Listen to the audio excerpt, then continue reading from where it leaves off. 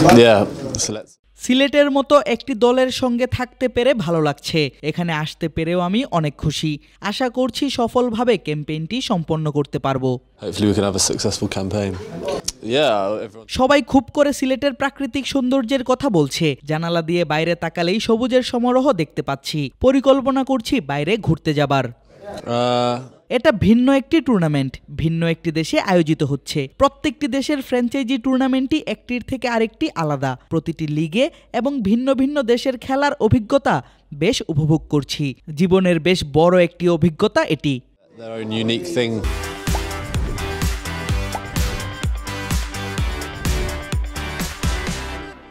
Last year, no, I was supposed to go to. আমাকে ওরা দ্বিধাদ্বন্দ্বে ফেলে দিয়েছিল। একবার বলছে প্লেনে উঠো, আবার বলছে ওঠো না। বিকেলে আবার বলছে যে তুমি আসো বিপিএলে, আবার খানিক পরে বলছে যে অপেক্ষা করো। It was like, and I was just like, I can't be bothered to deal with this. Well, no, I thought I can't remember. I think I was going in the morning.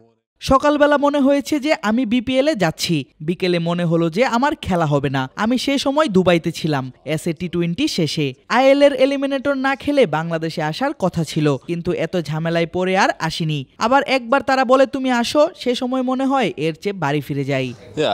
Everyone's into music.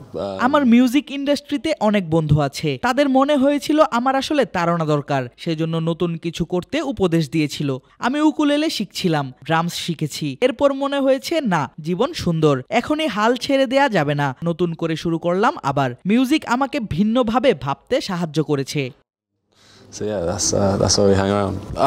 Yeah, no, I'm actually about to start something. Micro ইকোনমিক্সের প্রতি আমার ছোট থেকেই আগ্রহ ছিল। ক্রিকেটের কারণে পড়ালেখায় তেমন মন দিতে পারিনি। তবে করোনা যখন আসলো, লকডাউনের সময় আমি পড়া শেষ করি। ঘরে বসেই সব করার সুযোগ ছিল, তাই আর মিস দেইনি। এখন ভাবছি ক্রিকেট তো আর বেশি দিন খেলবো না, চাইলে পিএইচডি নিয়ে ভাবাই যায়। Yeah, no, I'm actually about to start something else in February, so it's nice to have a career where you can do other things alongside it.